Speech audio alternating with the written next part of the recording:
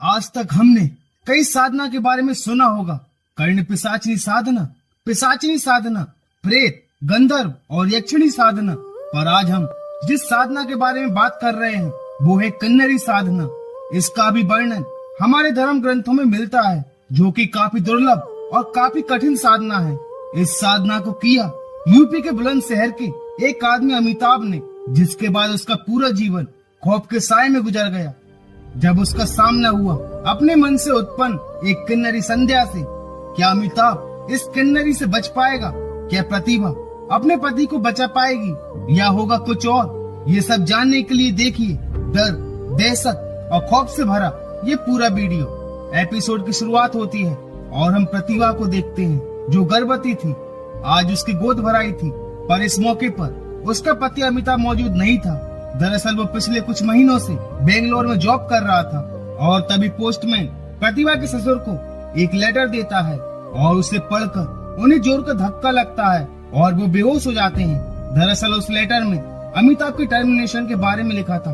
जब सभी घर वाले काफी परेशान थे कि जब अमिताभ पिछले 3 महीनों से ऑफिस ही नहीं गया तो वो कहाँ है और उसने हमें क्यों कुछ नहीं बताया। बहू, तुम्हें तो पता होगा ना।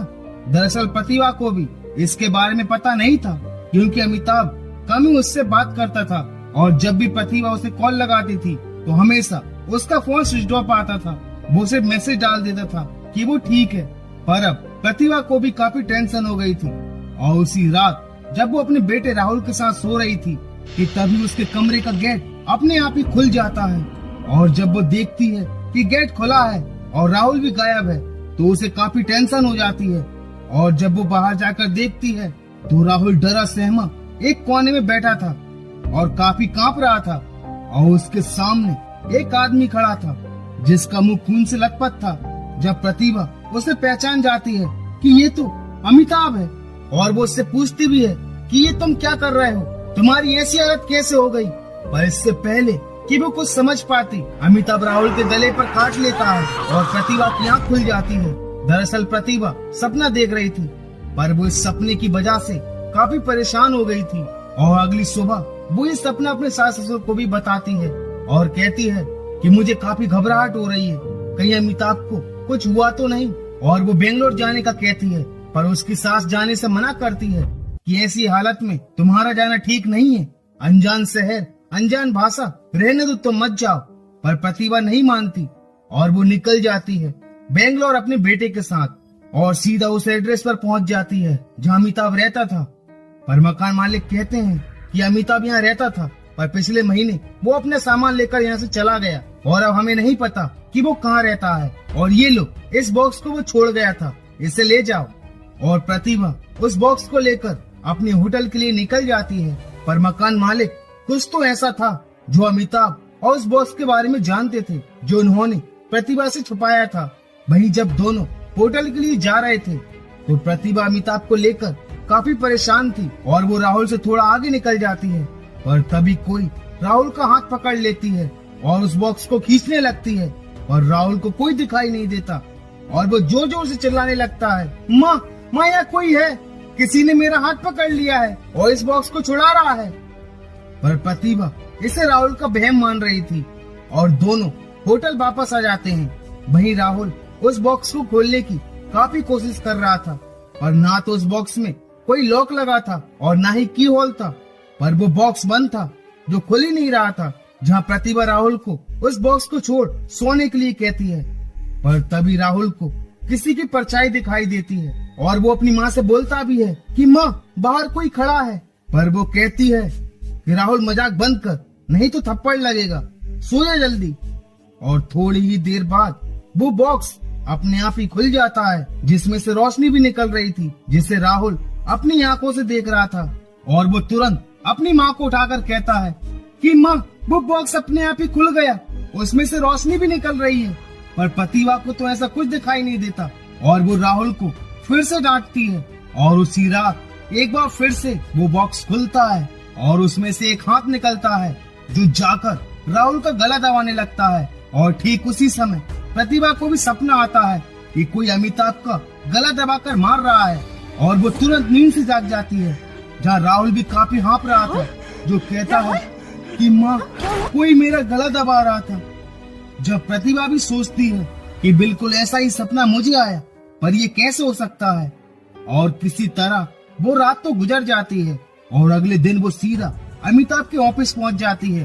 पर वहाँ भी कोई उसे अमिताभ के बारे में कुछ नहीं बताता और वो लोग कहते हैं कि हमने अभी इस ऑफिस को ज्वाइन किया है या हमारी बात ज्यादा अमिताभ से नहीं होती थी, वगैरह वगैरह। और जब वो ऑफिस के मैनेजर से जाकर पूछती है तो वो भी यही कहते हैं कि हमें खुद नहीं पता कि अमिताभ कहाँ है। अगर आपको पता चले तो हमें जरूर बताना, हम आपकी कोई भी मदद नहीं कर सकते, आप जा सकती हैं। जहाँ प्रतिभा भी काफी टेंशन में आ गई थी कि अमिताभ की ना तो कोई खबर है और ना ही किसी को उसके बारे में पता है और ना ही उसका फोन लग रहा है।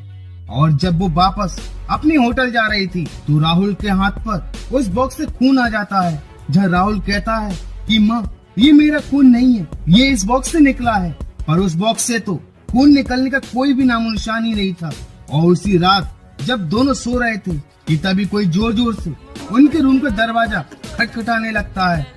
जहाँ राहुल दरवाजा खोलने से मना करता है पर प्रतिभा हिम्मत करके दरवाजा खोल देती है और बाहर एक प्रकाश नाम का आदमी खड़ा था जो कहता है कि घबराइए मत भाभी, मैं अमिताभ का दोस्त प्रकाश हूँ, मैं अमिताभ के बारे में कुछ बताना चाहता हूँ। और यही हमें अमिताभ से जुड़ी उस खौफनाक हकीकत के बारे में पता चलता है। वो बताता है कि ऑफिस में सभी अमिताभ के बारे में बात करने से डरते हैं क्योंकि सभी को अपनी जान का खतरा है। जहाँ प्रतिभा पूछती है कि जान का खतरा, किस बात का खतरा? जहाँ वो बताता है कि किन्नरी से जो इन सब के पीछे है। आज से लगभग 5-6 महीने पहले एक संध्या नाम की लड़की ने हमारे ऑफिस को ज्वाइन किया था। वो काफी सुंदर थी और उसने अमिताभ के जूनियर के तौर पर ज्वाइन किया था। पर उन दोनों के बीच दोस्ती से बढ़कर भी कुछ और था जिसे हम सबने देखा। मैनेजर ने उन दोनों को अपने कैबिन में बुलाकर समझाया, लेकिन जिसने भी उन दोनों के खिलाफ बोलने की कोशिश की उनके साथ कुछ बुरा हुआ। मैनेजर का अगले दिन एक्सीडेंट हो गया जिसमें उनका हाथ फ्रैक्चर हो गया। और जब मैंने उसे समझाया कि वो अपने परिवार के साथ गलत कर रहा है तो उसने मुझे भी बुरा भला कहा। सभी लोगों का ऐसा मानना था कि संध्या काला जादू जानती है जिसने अमिताभ को अपने बस में कर लिया है। और देर रात जब मैं ऑफिस से घर जा रहा था तो मेरी गाड़ी रास्ते में खराब हो गई और तभी अमिताभ मेरे पीछे आ गया।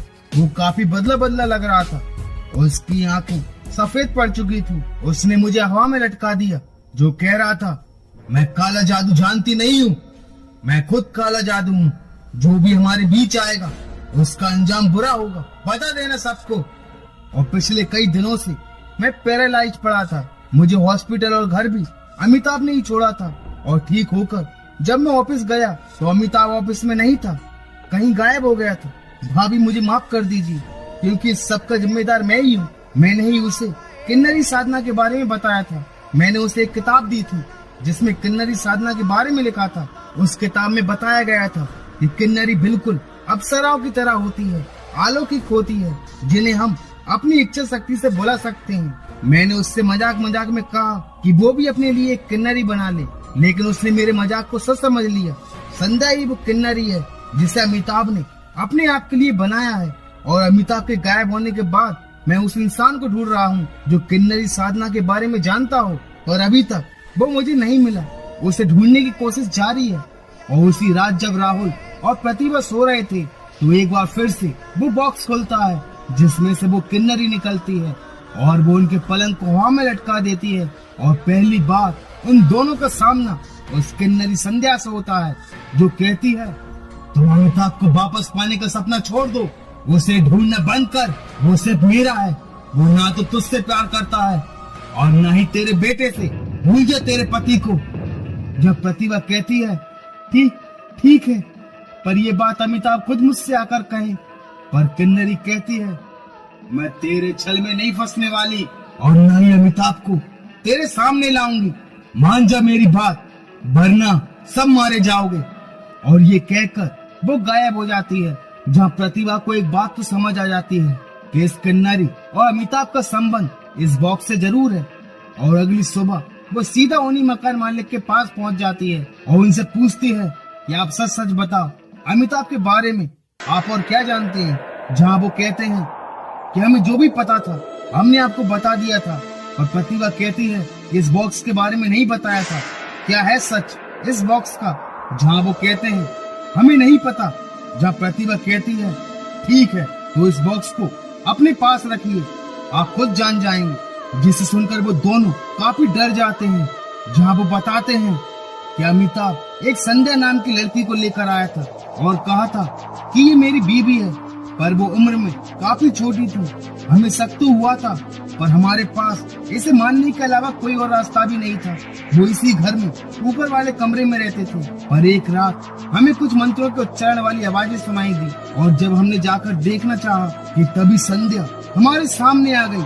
वो कोई इंसान नहीं थी। उसने हमसे कहा कि दूसरों के कमरे में ताका झाकी करना बंद करो, मैं इंसान नहीं एक किन्नरी हूँ। और उसने हमें मारना चाहा। जहाँ अमिताभ ने हमें बचाने की भी कोशिश की, पर वो किन्नरी अमिताभ के काबू में ना आ सकी। उसने उस किन्नरी को वापस इसी बॉक्स में कैद करना चाहा, पर वो किन्नरी काफी शक्तिशाली थी और वो अमिताभ को गायब कर यहाँ से ले गई। और तब से आज तक हमें नहीं पता वो कहाँ है। इस बॉक्स को भी हमने कई बार दूर फेंक दिया, पर वो वापस इसी घर में आ जाता था। और तभी वो देखते हैं कि राहुल वहाँ से गायब था और वो बॉक्स भी, जहाँ सभी उसे ऊपर वाले कमरे में देखने जाते हैं, जहाँ राहुल को उस बॉक्स से अपने डेट की आवाज आ रही थी कि राहुल मुझे बाहर निकालो राहुल। पर इससे पहले कि प्रतिभा कुछ कर पाती, उस बॉक्स से एक हाथ राहुल को भी अंदर खींच लेता है। और इसी के साथ किन्नरी साधना इस एपिसोड का दी एंड हो जाता है। तो चलिए इस वीडियो के एंड पार्ट को कंटिन्यू करते हैं। एपिसोड की शुरुआत होती है और हम प्रतिभा को उस बॉक्स के साथ अकेले अपने होटल वापस जाते हुए देखते हैं।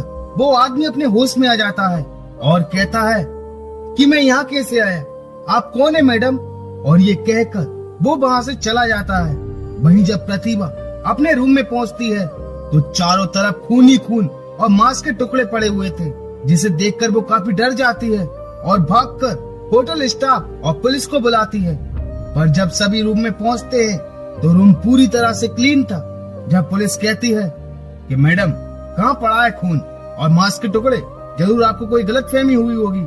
जब प्रतिभा कहती है कि इंस्पेक्टर साहब मैंने खुद देखा था, ये जरूर उस किन्नरी ने ही किया होगा, ये सब उसी का मायाजाल है। इंस्पेक्टर साहब मेरा विश्वास कीजिए, उस किन्नरी ने मेरे पति और बेटे को इस बॉक्स में बंद कर दिया है, आप इन्हें बाहर निकालिए। जब इंस्पेक्टर कहता है कि मैडम आप ये क्या बकवास कर रही हैं, किन्नरी, बॉक्स, खून, मांस, लगता है आपको इलाज की जरूरत है, खामखा हमारा टाइम वेस्ट कर दिया, चलो यहाँ से। जिसके बाद प्रतिभा प्रकाश को फोन लगाती है और सारी घटना बताती है। जब प्रकाश कहता है कि भाभी हम अमिताभ और राहुल को जरूर बचा लेंगे, मुझे एक तांत्रिक मिल गई है जो किन्नरी साधना के बारे में जानती है, अब वो हमें इस मुसीबत से बाहर निकाल देगी। जिसके बाद प्रकाश और बानी जो एक तांत्रिक थी, वो दोनों प्रतिभा से मिलते हैं। जब बानी कहती है कि किन्नरी साधना काफी दुर्लभ साधना है, ये जो बॉक्स है वो एक यंत्र है जिसे किन्नरी साधना में इस्तेमाल किया जाता है। किन्नरी अप्सराओं की तरह खूबसूरत होती है, जिन्हें देवताओं ने अपने मनोरंजन के लिए अपनी मन की शक्ति से उत्पन्न किया था। और इस समय इस साधना को करना नामुमकिन है और ये यंत्र भी आसानी से नहीं मिलता। जब प्रकाश कहता है कि मैंने जो किताब अमिताभ को दी थी उसमें इस यंत्र के बारे में लिखा था। जब प्रतिभा कहती है कि बानी जी आप किसी भी तरह मेरे पति और बेटे को बचा लीजिए। जब बानी कहती है कि इसके लिए पहले हमें इस बॉक्स को खोलना होगा, तभी हम जान सकते हैं कि दोनों कहाँ हैं। पर प्रतिभा कहती है कि इस बॉक्स को खोलने का कोई तरीका नहीं है, ना तो इसमें की होल है और ना ही ऐसी जगह जिससे ये बॉक्स खोला जा सके। जहाँ बानी कहती है कि ये बॉक्स किसी चाबी से नहीं मन की शक्ति से खुलता है, क्योंकि ये कोई साधारण बॉक्स नहीं, किन्नरी साधना यंत्र है और इसे खोलने के लिए मुझे अपनी विशेष शक्तियों का आह्वान करना होगा। जिसके बाद बानी उस बॉक्स को खोलने का प्रयास करती है और वो बॉक्स खुल जाता है, जहाँ उसे अमिताभ दिखाई देता है और वो उससे संपर्क करने की कोशिश करती है, पर अमिताभ उससे कुछ नहीं कह पाता और वो बॉक्स बंद हो जाता है। पर इतना तो पता चल जाता है कि अमिताभ को एक अंधेरे कमरे में बंद करके रखा गया है, पर कहाँ, ये तो हमें वो किन्नरी बता सकती है। पर वो किन्नरी अब काफी शक्तिशाली हो गई है। अमिताभ ने उसे अपने मन की शक्ति से उत्पन्न तो कर दिया था, पर अब वो उसके काबू से बाहर हो चुकी है। मुझे उस किन्नरी का आह्वान करना होगा, पर इससे पहले मुझे भी कुछ तैयारी करना होगी। जिसके बाद बानी अपनी साधना शुरू करती है और दोनों से कहती है कि चाहे कुछ हो जाए, तुम दोनों इस मंत्र के घेरे से बाहर नहीं जाओगे, वरना तुम्हारी जान को खतरा है।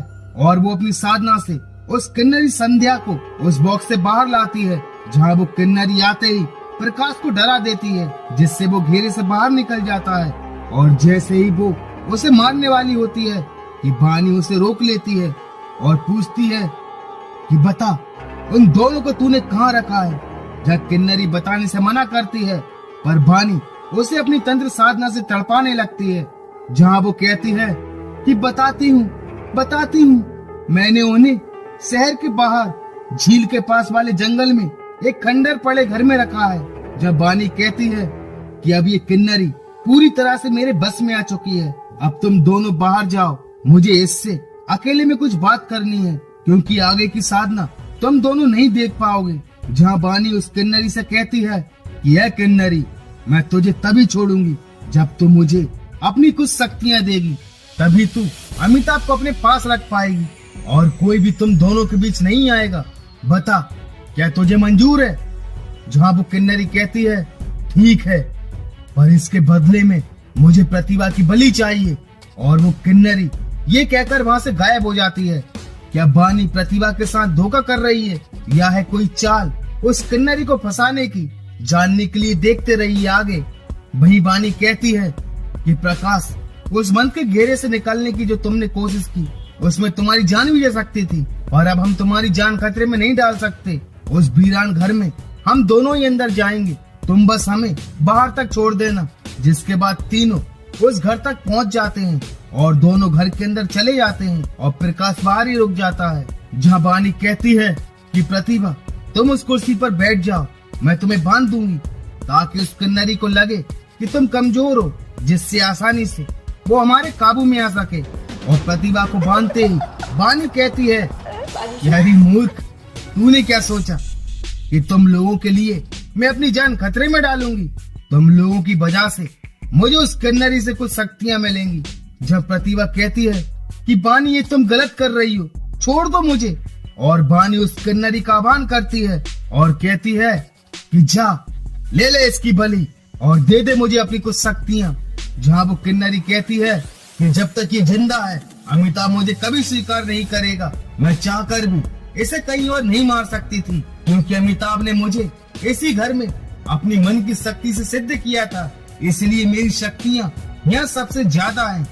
और वो एक खंजर उठाकर जैसे ही प्रतिभा को मारने वाली होती है कि तभी प्रकाश वहाँ जाता है, क्योंकि उसे बानी पर शक हो गया था कि उसने उसे बाहर रोकने के लिए क्यों कहा था। और वो उस बॉक्स को उठाकर उस किन्नरी से कहता है कि भाभी को छोड़ दे, वरना मैं इस बॉक्स को जला दूंगा, फेंक दे वो खंजर। और किन्नरी उस खंजर को फेंक देती है, जिसे उठाकर प्रकाश कहता है कि बानी, इसे अभी अपने बस में कर, वरना मैं इस बॉक्स को जला दूंगा और तुझे भी मार दूंगा। जब बानी अपनी मौत के डर से उसे काबू करने की प्रक्रिया शुरू कर देती है, पर वो किन्नरी कहती है कि बानी, ऐसा मत कर, वरना काफी पछताएगी। पर वो किन्नरी बानी को घायल कर वहाँ से गायब हो जाती है। जहाँ बानी दोनों से माफी मांगती है और कहती है कि मैं भटक गई थी, मुझे बचा लो। और दोनों उसे उसके घर ले आते हैं, जहाँ वो कहती है कि अब मैं तुम्हारी पूरी मदद करूंगी उस किन्नरी को रोकने में। बाहर किन्नरी साधना की एक किताब रखी है, इसमें किन्नरी को बस में करने का एक मंत्र लिखा है, और यदि उस किन्नरी के कुछ बाल हमें मिल जाए तो वो हमारे बस में हो जाएगी। जिसके बाद हमें किन्नरियों की देवी का आह्वान करना होगा, वही उस किन्नरी संध्या को रोक सकती हैं और वही हमें संध्या से बचा सकती हैं। और हमें साधना के लिए उसी वीरान पड़े घर में जाना होगा जहाँ उसे सिद्ध किया गया था। और हमें उस किन्नरी के बाल कहाँ मिलेंगे? जब प्रतिभा कहती है कि मैं जानती हूँ हमें वो बाल कहाँ मिलेंगे, और दोनों अमिताभ के मकान मालिक के घर पहुँच जाते हैं और रात को चुपके से ऊपर वाले कमरे में जाकर किन्नरी के बालों को ढूंढने लगते हैं। पर तभी संध्या वहाँ जाती है, जो कहती है कि क्या मुझे मालूम नहीं पड़ेगा कि तुम मेरे बाल ढूंढने आए हो। और वो दोनों को मारने लगती है, जहाँ प्रकाश काफी घायल हो जाता है, पर प्रतिभा को वो बाल मिल जाते हैं। और जैसे ही वो उन बालों को किन्नरी के सामने करती है, वो वहाँ से गायब हो जाती है। पर प्रकाश से अब उठा ही नहीं जा रहा था, और वो कहता है कि भाभी मुझे माफ कर दो, आगे मैं आपका साथ नहीं दे पाऊंगा। आप अपनी लड़ाई जारी रखिए, मैं भगवान से प्रार्थना करूंगा कि आप ये लड़ाई जीत जाएं।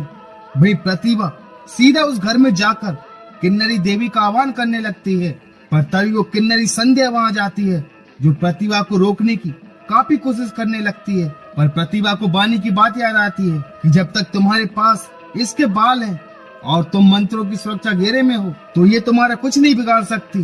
और प्रतिभा अपनी साधना में लिप्त रहती है और प्रतिभा की साधना से प्रसन्न होकर किन्नरी देवी प्रकट हो जाती हैं, जो कहती हैं कि प्रतिभा मैं तुम्हारी साधना से प्रसन्न हुई, मांगो क्या चाहिए तुम्हें। जहाँ वो कहती है कि हे देवी माँ, मुझे मेरे पति और बेटे को वापस लौटा दो। पर किन्नरी संध्या कहती है कि नहीं देवी माँ, इसकी बात मत सुनना। पर देवी माँ कहती हैं कि मैं इसकी साधना से प्रसन्न हूँ और मैं इसकी इच्छा अवश्य पूरी करूंगी। और वो प्रतिभा को आशीर्वाद देकर अंतर्ध्यान हो जाती है और अमिताभ उसके सामने आ जाता है और किन्नरी गायब हो जाती है। जहाँ अमिताभ बताता है कि जब मैंने उस किताब को पढ़ा तो मुझे किन्नरी साधना करने का जुनून सवार हो गया। मैं ऑफिस न जाकर दिन रात उस किन्नरी को सिद्ध करने लगा और कुछ दिन बाद मेरे मन की शक्ति से किन्नरी मेरे सामने आ गई, पर अभी मैं उसे छू नहीं सकता था। और पूरे 3 महीने बाद वो जीती जागती मेरे सामने खड़ी हो गई। मैंने उसके नकली डॉक्यूमेंट बनाकर उसे अपने ऑफिस में नौकरी दिलवा दी ताकि 24 घंटे हम एक दूसरे के सामने रह सके। वो मेरी हर इच्छा की पूर्ति करने लगी। मुझे अपने परिवार से भी दूर कर दिया उसने। वो मुझे खुद से दूर नहीं देख पाती थी, जिससे मैं भी तंग आ गया था। और एक दिन उसने मकान मालिक को मारना चाहा और अब मैं मन बना चुका था कि इस किन्नरी को वापस उसकी दुनिया में भेज दूं। पर वो मेरे शैतानी मन की वजह से उत्पन्न हुई थी, जिससे वो काफी शक्तिशाली बन गई थी और वो मेरे काबू से बाहर हो गई और उसने मुझे यहाँ कैद कर दिया। पर मैंने उसके प्यार को नहीं अपनाया और उसने राहुल को भी मेरे साथ कैद कर दिया ताकि मैं उसका हो जाऊं। वो मुझ पर तो काबू कर सकती थी पर मेरे मन पर नहीं, इसलिए मैं अपने मन की शक्ति बढ़ाने लगा और इस वजह से उसने राहुल को भी मुझसे दूर कर दिया। मैं यहाँ तुम लोगों को देख पा रहा था पर तुम मुझे नहीं। उसी तरह हमें राहुल दिखाई नहीं दे रहा पर वो यही है। और प्रतिभा सीधा वाणी से इसका हल पूछती है कि राहुल को कैसे बचाया जाए। जहाँ वो कहती है कि उस किन्नरी को अमिताभ ने ही अपने मन की शक्ति से उत्पन्न किया था और वही मुक्ति मंत्र बोलकर इसे नष्ट कर सकता है। जहाँ अमिताभ अपनी साधना शुरू कर देता है पर वो किन्नरी प्रतिभा को नुकसान पहुँचाने लगती है, जिससे अमिताभ उस सुरक्षा घेरे से बाहर आ जाता है। जब प्रतिभा कहती है कि आप अपनी साधना जारी रखिए, ये किन्नरी यही तो चाहती है कि हम भटक जाएं। और जैसे ही अमिताभ वापस साधना करने के लिए जाता है तो किन्नरी उसे घेरे में जाने से पहले ही मारने लगती है। जब प्रतिभा सोचती है कि यदि मेरा प्यार सच्चा है, मेरा मन और इनका मन अगर एक है, हमारे विचार एक हैं, तो मैं भी इस किन्नरी को अपने मन की शक्ति और साधना से नष्ट कर सकती हूँ। और प्रतिभा जैसे ही साधना करके मुक्ति मंत्र पढ़ती है तो वो काफी तड़पने लगती है और प्रतिभा और अमिताभ दोनों मुक्ति मंत्र बोलकर किन्नरी संध्या को सदा सदा के लिए मुक्त कर देते हैं। और वो किन्नरी उस बॉक्स में बंद हो जाती है और राहुल भी वापस आ जाता है और इसके बाद उस बॉक्स को अग्नि के हवाले कर दिया जाता है और सबकी जान भी बच जाती है। और इसी के साथ किन्नरी साधना इस एपिसोड का दी एंड हो जाता है। तो thank you so much for watching this video.